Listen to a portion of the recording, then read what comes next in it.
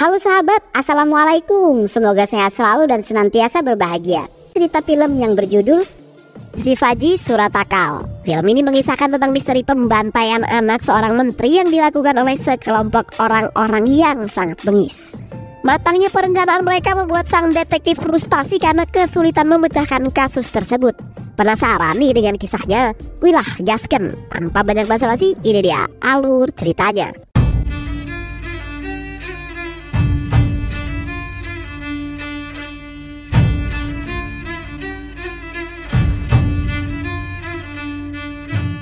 Shivaji adalah seorang detektif handal yang berhasil menyelesaikan banyak kasus.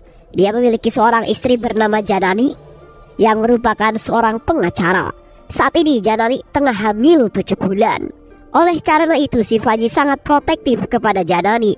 Suatu hari Shivaji yang baru saja pulang ke rumah terkejut karena Janani tidak ada di rumah. Shivaji yang cemas selalu mencari Janani di seluruh ruangan. Namun bukannya bertemu dengan Janani, dia justru menemukan berbagai kejanggalan. Atas dasar itulah Shivaji lalu menyimpulkan bahwa Janani telah diculik. Shivaji lalu pergi ke rumah tetangganya untuk mencari sebuah informasi. Tetangganya lalu mengatakan bahwa sebuah mobil ambulans berwarna putih datang membawa Janani. Shivaji dan Kapolsek kemudian pergi ke control room untuk mendengar rekaman telepon dari seorang wanita. Wanita itu mengatakan bahwa 2 orang pemuda yang salah satunya bernama Banti telah menculik seorang wanita hamil menggunakan sebuah ambulans. Wanita hamil itu adalah pengacara yang bernama Janani. Kapolsek yang mengetahui hal tersebut kemudian meminta Shivaji untuk tidak ikut campur dalam kasus ini karena dia yang akan menanganinya sendiri. Kapolsek tahu jika Shivaji terlibat dalam kasus ini dia pasti akan menghabisi para penculik tersebut. Namun Shivaji tidak diam begitu saja. Dia bergerak sendirian mendatangi seorang hacker yang memintanya untuk melacak di manakah panggilan terakhir si Janani, istri tercintanya. Hacker itu berhasil mendapatkan informasi mengenai Janani. Di panggilan terakhirnya terdengar suara orang yang sedang mengancam Janani karena berani menangani kasus yang menjerat salah satu orang yang penting. Keesokan harinya, Janani yang berhasil melapaskan diri kemudian menghubungi Shivaji melalui HP penculik dan meminta tolong padanya. Janani memberitahu Shivaji lokasi di mana dia disandera. Namun tak lama kemudian para penculik pun datang dan langsung memukul Janani. Janani jatuh tersungkur. Banti yang merupakan salah satu penculik itu lalu membunuh temannya sendiri untuk menghilangkan saksi. Dia takut jika nanti temannya ketangkep, maka dia akan membuka mulutnya. Beberapa menit kemudian Shivaji langsung pergi ke lokasi yang dibicarakan oleh Janani. Namun sesampainya di sana dia terkejut karena Janani sudah bersimbah darah, sedangkan Banti berhasil melarikan diri. Shivaji lalu membawa Janani ke rumah sakit. Namun sayang, nyawanya tidak tertolong dan tewas. Atasannya Rudra lalu melaporkan kejadian ini pada ayahnya Roshan yang ternyata merupakan seorang menteri. Pak, Roshan baru saja ditemukan tewas pagi ini di kolam renang. Ayah Roshan tentu saja syok mendengar kabar itu. Asmanya kemudian kambuh dan membuatnya panik. Kapolsek yang mendapatkan laporan kasus tersebut diminta untuk segera menyelidikinya. Namun karena dia sedang tidak bisa, Kapolsek kemudian memberikan kasus ini kepada Shivaji. Shivaji pada awalnya menolak untuk menangani kasus tersebut karena TKP di mana kasus itu terjadi berada dekat dengan kampung halaman sang istri tercintanya. Shivaji tak kuasa jika dia kembali mengingat kenangan bersama sang istrinya.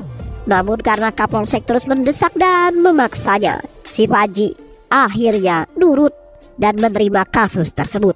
Shivaji lalu pergi ke TKP bersama asistennya yang bernama Govindudu. Sesampainya di kolam renang, Shivaji langsung menggelar investigasi untuk mencari petunjuk serta barang bukti.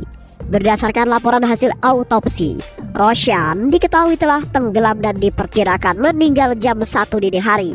Shivaji yang mengetahui bahwa Roshan juga mempunyai penyakit asma, berasumsi jika ada sesuatu yang membuat Roshan sangat ketakutan. Ketakutan itu membuat asmanya kambuh dan Roshan pun jatuh ke dalam kolam.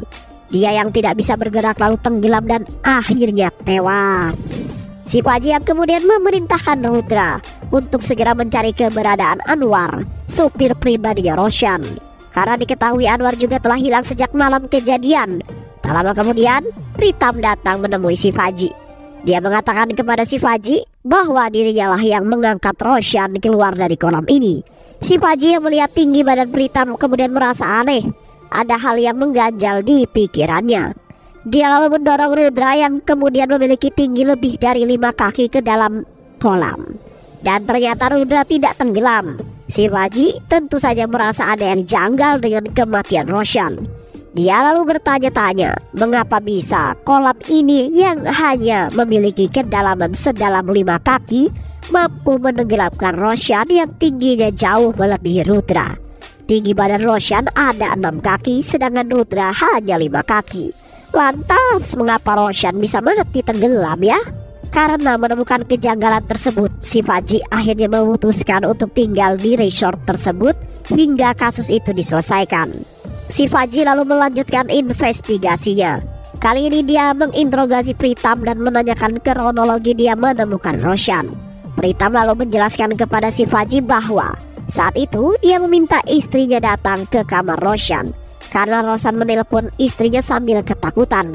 Aku yang telah mendengar semua cerita dari istriku langsung menghubungi kepolisian untuk meminta bantuan.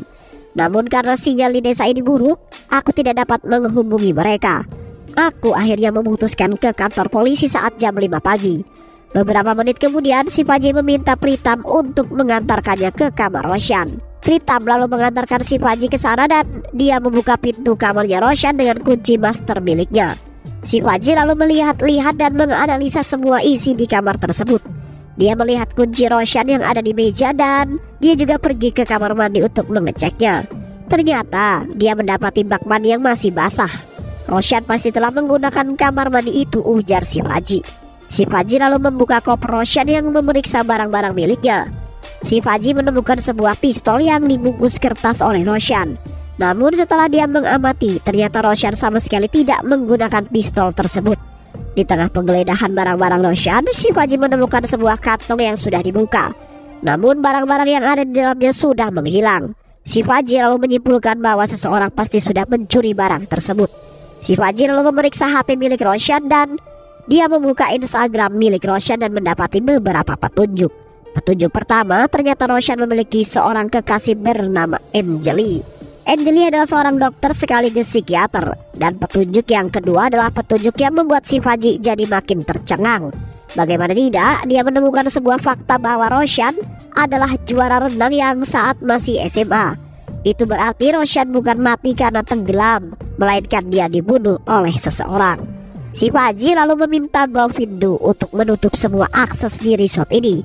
Tidak boleh ada satu orang pun yang keluar ataupun masuk ke dalam resort ini. Shivaji lalu pergi untuk mengecek rekaman CCTV. Dia terus melihat dan mencari di mana rekaman CCTV saat kejadian.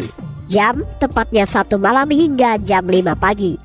Namun di sana sama sekali tidak menemukannya.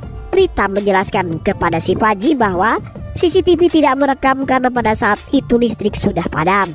Shivaji lalu marah kepada Pritam. Shivaji tidak menyerah begitu saja. Berdasarkan hasil pantauan dari CCTV, dia melihat ada seorang pria alias tamu yang sedang berfoto-foto di setiap sudut ruangan resort. Shivaji lalu pergi menemui pria itu yang ternyata bernama Gauda. Shivaji lalu menginterogasi Gauda. Dia menanyakan kepada Gauda mengapa Gauda selfie di setiap sudut resort. Gauda lalu menjelaskan kepada Shivaji sambil selengek-selengekan, "Pak, saya ini fotografer loh. Ketika saya sedang menganggur, gak ada job ya, saya foto-foto lah Pak, di angel-angel tempat yang menurut saya estetik," ujar Gauda. Shivaji yang melihat hal tersebut lalu menjadi sangat kesal. Dia memarahi Gauda dan mengambil koin yang ada di genggaman tangannya. Shivaji lalu bertanya lagi dari mana Gauda mendapatkan koin tersebut. Gauda lalu menjelaskan bahwa dia menemukan koin itu di dalam hutan saat sedang berjalan menuju resort ini. Setelah selesai menginterogasi Gauda, Shivaji lalu pergi menemui tamu lain bernama Sureha. Shivaji lalu menginterogasi Sureha. Sureha menjelaskan kepada Shivaji bahwa dirinya adalah seorang sutradara film. Dirinya sengaja datang kemari karena mendengar banyak masyarakat yang mengatakan rumor tentang hantu wanita perawan bernama Rana. Sureha ingin mencari tahu informasi mengenai hantu tersebut. Dia juga ingin mendokumentasikannya ke dalam film. Sureha lalu menjelaskan kepada Shivaji tentang detail hantu Rana tersebut. Dia mengatakan bahwa hantu Rana adalah hantu wanita perawan yang sering membunuh laki-laki jomblo yang ditemuinya. Hantu itu bukanlah rumor semata, Pak. Saya meyakini keberadaan hantu tersebut. Karena semenjak saya ada di sini, saya susah tidur dengan nyenyak. Saya selalu saja dimimpikan oleh hantu-hantu tersebut, ujar Sureha. Di tengah-tengah interogasinya tersebut, Shivaji tiba-tiba saja mendengar teriakan seorang wanita. Ternyata teriakan itu berasal dari salah satu tamu wanita bernama Sukya. Sukya dan suaminya Gupta tinggal di resort tersebut. Gupta adalah seorang yang berprofesi sebagai teknisi listrik. Shivaji lalu pergi menemui mereka dan bertanya mengapa Sukya berteriak. Lalu Sukya menjelaskan bahwa dia berteriak karena melihat banyak bangkai burung di balkon kamarnya. Shivaji lalu pergi ke sana dan mendapati sudah banyak burung-burung mati karena kepalanya dipenggal. Shivaji yang tadinya masuk ke dalam kamar Sukya melihat sebuah obeng dan mengamankan obeng itu yang ternyata milik Gupta. Dia lalu menginterogasi Sukya dan Sukya mengatakan kepadanya bahwa tadi malam dia mendengar seseorang yang mengetuk-ngetuk pintu kamarnya dengan sangat keras. Namun ketika dia membukanya tidak ada satupun orang yang ada di sana. Shivaji, apakah memang benar ada sosok hantu Rana yang bergentayangan di desa ini? Untuk memastikan keraguannya, Shivaji lalu pergi menemui Bat, seorang pelayan di resort itu. Bat terlihat sedang menguburkan bangkai-bangkai burung yang tadi berserakan di balkon Sukya. Bat lalu berkata kepada Shivaji bahwa keberadaan hantu Rana sudah memakan banyak korban jiwa di desa ini. Dia juga mengatakan kepada Shivaji bahwa sumur yang ada di dekat mereka dipercaya sebagai rumahnya hantu Rana. Shivaji yang penasaran ingin membuka sumur tersebut, namun Bat terus melarangnya. Dia meminta Shivaji untuk mengurungkan niatnya tersebut. Shivaji yang mengamati ada tali khusus di tangan Bat, kemudian bertanya mengapa para penduduk di desa ini selalu memakai gelang yang sama seperti yang kamu gunakan. Bat lalu menjelaskan bahwa semua orang yang ada di sini termasuk para tamu diminta untuk memakai gelang ini oleh ahli spiritual yang bernama Sagar. Menurut Sagar, hantu Rana memang ada di desa ini. Oleh karena itu dia memberikan gelang tali ini kepada kami sebagai pelindung dari serangan roh-roh jahat. Shivaji lalu bergerak menemui Sagar. Sagar berkata kepada Shivaji bahwa dia bisa melihat masa depan hanya dengan garis tangannya saja. Sagar lalu melihat garis tangan Shivaji. Dia meramal masa depan Shivaji dan mengatakan, Pak Shivaji, saya ramal Anda akan diserang oleh roh-roh jahat selama 2 hari ke depan. Setelah ramalan selesai, Shivaji lalu pergi menemui Smita dan menginterogasinya. Smita menjelaskan kepada Shivaji pada saat malam kejadian dirinya sedang berada di ruang resepsionis. Dirinya lalu mendapatkan telepon dari Roshan yang sedang ketakutan. Tapi tak lama kemudian listrik mati dan telepon pun terputus. Karena merasa khawatir, Smita lalu pergi mencari Roshan sambil membawa senter. Dia sempat melihat Roshan yang keluar dari kamar dan berlari terpirit-pirit ke arah kolam. Smita lalu berjalan ke arah kolam, tapi dia malah dikejutkan dengan penampakan hantu seorang wanita. Smita yang ketakutan lalu refleks melepaskan senternya dan berlari sejauh mungkin. Shivaji benar-benar bingung dengan kasus ini. Dia sama sekali belum mendapatkan petunjuk yang berarti. Shivaji lalu berasumsi apakah benar jika kematian Roshan karena dia ketakutan melihat hantu. Di malam harinya sebuah kebakaran kecil terjadi di dalam kamar Sureha. Shivaji yang mengetahui hal tersebut langsung berlari menuju kamar Sureha. Pritam dengan bantuan bata langsung memadamkan api tersebut. Ternyata api itu hanya membakar sebuah kotak yang diyakini sebagai kotak penyimpanan rambut hantu Rana semasa hidupnya. Shivaji marah. Kenapa bisa ada kebakaran di dalam kamar itu sedangkan dia sama sekali tidak melihat korek ataupun benda apapun yang dapat menimbulkan api? Pritam lalu menjawab Shivaji, saya juga tidak tahu, Pak. Saat saya sedang berjalan ada asap yang keluar dari sela-sela pintunya Sureha. Saya langsung berusaha masuk dengan kunci master milik saya. Shivaji yang kesal kemudian mengatakan kepada mereka bahwa dia akan mengamankan kotak tersebut. Namun Bat melarangnya. Bat ingin ada hal-hal buruk terjadi jika Shivaji nanti membukanya. Namun Shivaji yang kekeh tetap akan mengamankan dan menyelidiki kotak tersebut. Shivaji dan semua orang yang ada di sana lalu mencari keberadaan Sureha. Karena saat tragedi kebakaran itu Sureha tidak ada di dalam kamarnya. Usut punya usut ternyata Sureha sedang kerasukan di dekat kolam. Shivaji lalu menginterogasi Sureha yang masih kerasukan. Setan yang berada dalam tubuh Sureha mengatakan pada Shivaji bahwa dia melihat hantu Rana yang mendorong Roshan ke dalam kolam. Hantu Rana lalu pergi kembali ke sumur tua itu.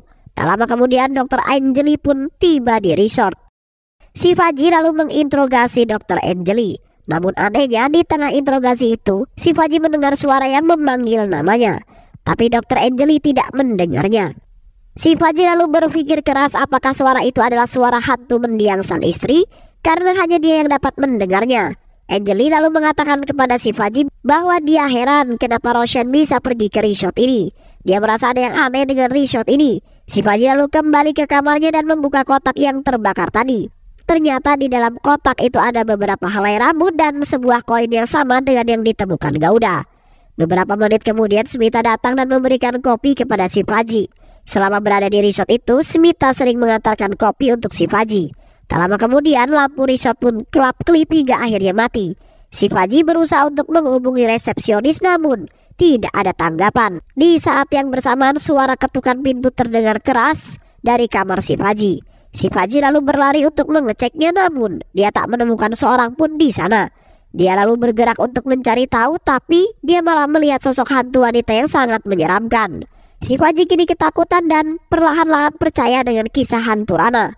Di dalam kamarnya si Faji yang sedang tidur sebentar kemudian bermimpi melihat sosok hantu wanita yang seram yang berwajahkan Janani, istrinya sendiri. Si Faji yang kaget sontak terbangun dari tidurnya. Si Faji lalu pergi menemui Govindu dan seperti biasa, tak lama kemudian Smita datang membawakan mereka kopi. Namun yang meminum kopi itu hanyalah si Faji seorang. Si Faji lalu menceritakan kepada Govindu tentang mimpi buruknya itu. Namun Govindu sama sekali tidak mempercayainya. Dia malah merasa aneh dengan tingkah laku si Faji yang tidak seperti biasanya. Biasanya si Faji sama sekali tidak percaya dengan kisah-kisah berbau mistis. Si Faji tentu saja marah ketika Govindu tidak mempercayai ceritanya. Dia lalu pergi meninggalkan Govindu sendirian. Si Faji lalu mandi dan mengganti baju baru, kemudian dia menyeruput kopi di balkon. Namun tak lama kemudian, si Faji melihat segerombolan burung yang hendak menabraknya. Si Faji lalu melempar gelas kopi kepada burung-burung itu, namun saat kemudian burung-burung itu menghilang. Angeli beserta semua orang yang ada di sana kemudian pergi menemui si Faji. Angeli meminta si Faji untuk duduk dan menenangkan dirinya. Setelah tenang, si Faji lalu menceritakan tentang Janani kepada Angeli. Angeli yang mendengar hal tersebut meminta si Faji untuk berhenti sebentar dalam menangani kasus ini. Dia juga meminta si Faji untuk kembali meminum kopinya agar lebih tenang. Si Faji lalu mendengarkan kata-kata Angeli. Dia meminum kopi itu dan tak lama kemudian dia pergi ke rumah mertuanya yang tak jauh dari resort itu. Namun di tengah jalan dia merasa sedang menyentir bersama Janani. Si Faji kini sudah berada dalam rumah mertuanya dalam keadaan tertidur. Dia kemudian terbangun dan tak lama kemudian Govindu menghubunginya. Govindu lalu melaporkan kepada si Faji bahwa Rudra telah berhasil menemukan Anwar, sopir pribadi Roshan. Si Faji lalu kembali ke resort dan sesampainya di sana, si Faji lalu memarahi Anwar habis-habisan. Rudra lalu mencela kemarahan si Faji. Dia mengatakan kepada si Faji bahwa Anwar ini adalah orang yang hampir si Faji tabrak tadi sore. Rudra menemukan Anwar sudah berada di pinggir jalan. Si Faji bingung mendengar hal tersebut. Dia tidak merasa hampir menabrak seseorang. Dr. Angeli kemudian datang dan meminta si Faji untuk tidak memarahi Anwar karena Anwar pasti masih shock karena hampir ditabrak. Si Faji lalu menegaskan kepada Dr. Angeli bahwa dia sama sekali tidak merasa hampir menabrak Anwar. Anwar pasti telah berbohong. Dia mengelabui kita semua. Saat itu, aku mengemudikan mobil bersama Janani tanpa ada hambatan. Perjalanan kami lancar-lancar saja. Angeli lalu mengatakan kepada si Faji, "Pak, istri Anda telah meninggal. Anda pasti berhalusinasi sekarang. Saya mengkhawatirkan kondisi Anda. Anda pasti sedang tidak baik-baik saja. Saya menyarankan agar Bapak beristirahat dan berhenti menangani kasus ini." Semua orang yang ada di sana setuju dengan saran Angeli. Si Faji yang merasa gagal tentu saja tersinggung dengan perkataan Angeli. Dia kemudian mengamuk di sana sebelum akhirnya pergi. Si Faji terus merenung di dalam kamar. Dia terus merenungi perkataan Dr. Angeli. Dia menilai apa yang dikatakan oleh Dr. Angeli ada benarnya juga. Apalagi saat ini si Faji mulai berputus asa karena belum mendapatkan petunjuk yang berarti. Akhirnya si Faji dan juga Govindu mengemasi barang-barang mereka dari kamar resort itu. Mereka lalu meminta maaf dan berpamitan pergi kepada Pritam dan juga Smita, serta semua tamu yang ada di sana. Saat si Faji dan Govindu hendak pergi dari sana, Govindu tiba-tiba mengatakan kepada si Faji bahwa dia lupa membawa kunci mobil yang ada di atas meja. Si Faji yang mendengar kalimat kunci di atas meja seketika ingat dan menemukan sebuah petunjuk. Si Faji lalu kembali dan masuk ke dalam kamarnya Roshan. Si Faji lalu mengatakan kepada Govindu tentang hasil analisa dan petunjuk yang dimaksud. Dulu aku menemukan kunci kamar Roshan di atas meja kamar. Itu artinya Roshan tidak pergi meninggalkan kamarnya. Pasti ada seseorang yang masuk ke dalam kamar Roshan dengan menggunakan kunci yang lain. Dan kunci itu adalah kunci master. Orang yang masuk ke dalam kamar itu pasti sangat mengenal Roshan. Begitu pula sebaliknya. Itulah mengapa Roshan sama sekali tidak curiga jika dia akan dihabisi. Jika orang asing yang masuk ke dalam kamarnya Roshan pasti panik dan dengan sigap mengambil pistolnya lalu menghabisi orang tersebut. Namun pada kenyataannya Roshan sama sekali tidak menggunakan pistol tersebut. Sedangkan barang kecil yang menghilang dari dalam plastik itu pasti adalah inhaler asmanya Roshan. Karena Roshan memang mengidap asma. Pelaku pasti sudah mengamankan inhaler itu sebelum hari kejadian. Dia lalu kembali datang dan menyemprotkan sesuatu ke wajah Roshan. Hal itu membuat asmanya Roshan kambuh hingga akhirnya dia pingsan tidak sadarkan diri. Dan orang yang pasti mengetahui kelemahan Roshan ini adalah Dr. Anjali, pacarnya Roshan sendiri. Anjali lalu dibantu oleh 2 orang lagi untuk mengangkat Roshan yang pingsan ke dalam bak mandi untuk dihabisi. Dan si Faji mengira pasti salah satu orang yang mengangkat Roshan adalah Pritam. Karena Pritam berbadan besar. Hal ini diperkuat lagi karena hanya dia yang memiliki master key kamarnya Roshan. Dan itulah mengapa saat pertama kali aku masuk ke dalam WC-nya Roshan, aku mendapati WC tersebut sudah digunakan. Sedangkan CCTV dan juga listrik sudah dimatikan terlebih dahulu mulai dari pukul 1 hingga pukul 5. Dr. Anjali kemudian diamankan dan dibawa pergi menggunakan mobil Pritam.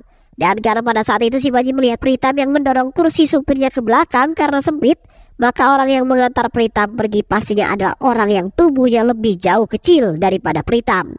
Dan orang itu adalah Anwar, sopir pribadi Roshan. Karena tidak mungkin bagi Pritam yang sedang kejepit mengendarai mobil dengan jarak yang jauh. Anwar pasti tidak menghilang. Dia pasti disembunyikan oleh Rudres. Karena Rudras lah yang pertama kali menemukan Anwar. Rudras pasti juga terlibat dalam kasus pembunuhan ini.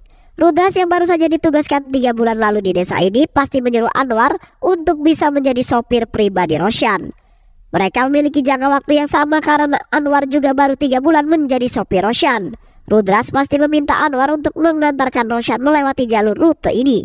Dan ketika mobil sengaja dibobokkan, Anwar membawa Roshan untuk menginap sementara di resort milik Pritam. Mereka sudah merencanakan aksi pembunuhan ini dengan sangat matang dan jauh-jauh hari. Si Faji kini sangat-sangat yakin bahwa Pritam, Smita, Rudra dan juga Anwar adalah pelaku utama di balik kasus kematian Roshan. Dan cerita soal hantu Rana yang si Faji dengar dari para tamu adalah rekayasa belaka. Begitu pula dengan cerita tentang kotak hantu Rana yang disampaikan oleh Bat dan Sureha. Si Faji lalu menyadari penyebab dirinya yang selama ini selalu berhalusinasi. Dirinya yakin bahwa ini semua gara-gara kopi yang selama ini dibawa oleh Smita. Dr. Anjali pasti memberikan obat halusinogen ke dalam kopi tersebut. Sehingga si Faji lalu berhalusinasi, sedangkan Govindu yang tidak meminum kopi tersebut tidak pernah berhalusinasi. Si Faji juga telah mengingat bahwa suami Sukia yaitu Gupta yang berprofesi sebagai teknisi listrik, pasti dialah yang mengatur arus listrik, kapan waktunya nyala dan kapan waktunya mati. Itu semua untuk mengelabui si Faji agar percaya dengan cerita hantu Rana tersebut. Mereka semua sudah bersekongkol dalam kasus ini. Mereka semua yang tinggal di dalam resort itu adalah pemain dari skenario yang ciamik ini. Mereka bersebelas, Anwar, Pritam, Govindu, Sukia, Sureha, Gouda, Gupta, Bat, Sagar, Smita dan Anjali. Lalu membuat jasad Roshan seolah-olah meninggal karena tenggelam, dan mereka juga yang telah memotong kepala burung yang ada di balkon Sukia. Si Faji yang telah mengetahui kebenaran itu kemudian menghubungi menteri dan mengatakan bahwa dia sudah berhasil menyelesaikan kasus pembunuhan Roshan. Si Faji lalu mengumpulkan ke-11 orang yang ada di ala resort dan menceritakan kepada mereka bagaimana kronologi pembunuhan Roshan itu bisa terjadi.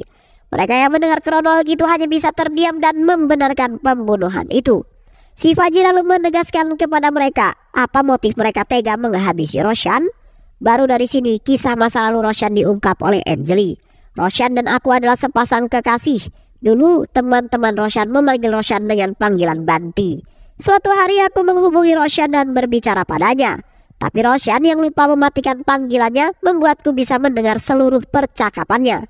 Pada saat itu Roshan sedang berbicara dengan seorang polisi Bahlul. Di sana mereka berdua melihat seorang gadis buta yang bernama Jessica. Mereka sange melihat kegemulayan tubuh Jessica. Diketahui ternyata Jessica adalah adik kandung dari Sukia sekaligus anak Bat. Roshan dan polisi Bahlul yang melihat adanya kesempatan lalu memperkaos Jessica dengan sangat brutal hingga akhirnya Jessica mengalami pendarahan hebat dan dibawa ke rumah sakit. Anjali tentu saja mengetahui kejadian tersebut. Semua keluarga Jessica sangat sedih dengan apa yang menimpa Jessica. Anwar, Pritam, Govindu, Sukia, Sureha, Gouda, Gupta, Bat, Sagar, dan juga Smita datang ke rumah sakit tersebut. Tak lama kemudian dokter mengatakan bahwa Jessica telah tewas karena diperkaos. Kebrutalan pemerkosaan itu membuat Jessica shock, mengalami gagal jantung yang akhirnya menyebabkan dirinya tewas. Tak lama kemudian Anjali datang ke rumah sakit tersebut. Dia sangat sedih melihat nasib buruk yang menimpa Jessica. Saat itu Anjali sebenarnya melihat keluarga Jessica di sana. Namun dia belum berani menyampaikan kepada mereka tentang kebenaran itu. Keluarga Jessica lalu melaporkan kasus pemerkosaan ini kepada polisi Bahlul. Polisi Bahlul yang merupakan pelaku pemerkosaan tentu saja tidak menggubris kasus pemerkosaan ini. Dia secara sepihak menutup kasus tersebut. Anjali yang mengetahui suara polisi Bahlul itu mengingat kembali tentang teman-teman dekatnya yaitu Roshan. Dan benar saja, ternyata polisi Bahlul itu adalah teman dekat Roshan. Tak lama kemudian Anjali datang menemui keluarga Jessica. Dia menceritakan semua kronologi pemerkosaan tersebut dan siapa-siapa saja yang terlibat. Semua keluarga Anjali tentu saja menangis mendengar hal tersebut. Anjali juga berjanji kepada mereka bahwa dia siap menjadi saksi di pengadilan nanti. Anjali lalu berniat untuk menemui Janani di rumahnya. Namun ternyata Janani sudah dibawa oleh Roshan dan polisi Bahlul itu yang menyamar sebagai perawat rumah sakit. Mereka pergi dengan mengendarai mobil ambulan putih. Anjali sempat mengikuti mereka yang membawa Janani ke sesuatu tempat. Namun Anjali kehilangan jejak mereka di tengah jalan. Anjali lalu menghubungi control room dan melaporkan hal tersebut. 2 hari kemudian Anjali mendengar kabar bahwa Janani dan polisi Bahlul telah ditemukan tewas. Anjali dan keluarga besar Jessica mengetahui bahwa Roshan adalah di balik pembantaian Janani. Mereka mengetahui bahwa Roshan adalah anak dari seorang menteri. Hukum pasti tidak dapat menjeratnya. Dan bahkan si Roshan kebal dengan hukum. Dan dia pasti akan selalu hidup dengan bebas. Keluarga Jessica dan Anjali lalu berkumpul dan berdiskusi sejenak. Hingga pada akhirnya mereka sepakat untuk membantai Roshan dengan sangat-sangat brutal dan sangat-sangat cerdas. Setelah Anjali menceritakan semua itu, si Paji hanya bisa menangis. Lalu berkata, pengacara itu adalah istriku. Semua orang-orang yang ada di sana tentu saja terkejut mendengar hal itu. Kini si Paji bingung harus bagaimana. Di sisi lain, ke-11 orang yang ada di hadapan ini adalah pelaku pembantaian Roshan. Namun di sisi lain, Roshan yang sudah tiada adalah pelaku pembunuhan istrinya. Roshan tidak akan bisa dihukum. Di tengah-tengah kebingungan itu tiba-tiba si Paji mendapatkan bisikan dari sang istri tercinta. Sang istri mengatakan kepada si Paji bahwa untuk menegakkan keadilan kita harus menemukan rute lain jika hukum tidak bisa membantu. Sang istri juga meminta agar si Paji mengikuti kata hatinya sendiri. Akhirnya si Paji lalu memutuskan untuk melaporkan kejadian ini kepada kepolisian. Dia juga mengatakan bahwa pelaku yang membunuh istrinya adalah anaknya menteri yaitu Roshan. Namun Kapolsek yang tidak mengindahkan perkataan si Paji. Dia memerintahkan si Paji untuk mundur dalam pengungkapan kasus kematian Janani istrinya. Karena Kapolseklah yang menangani kasus tersebut. Si Paji lalu didesak dan dipaksa untuk menandatangani pernyataan bahwa pelaku yang menghabisi Janani bukanlah Roshan, melainkan polisi Bahlul tersebut. Tak lama kemudian Menteri dan Kapolsek datang mengunjungi resort tersebut. Si Paji lalu menyerahkan berkas laporan hasil penyelidikannya. Namun Menteri yang baru saja membaca laporan tersebut seketika murka karena si Paji menulis pelaku pembunuhan Roshan adalah hantu wanita bernama Rana. Namun tiba-tiba lampu yang ada di resort tersebut padam yang membuat Menteri dan Kapolsek menjadi ketakutan. Si Paji lalu memanfaatkan momen itu untuk menceritakan tentang betapa menakutkannya hantu wanita bernama Rana tersebut. Shivaji berhasil meyakinkan menteri dan kapolsek tersebut bahwa pelaku pembunuhan Roshan memanglah hantu wanita bernama Rana, dan film pun selesai.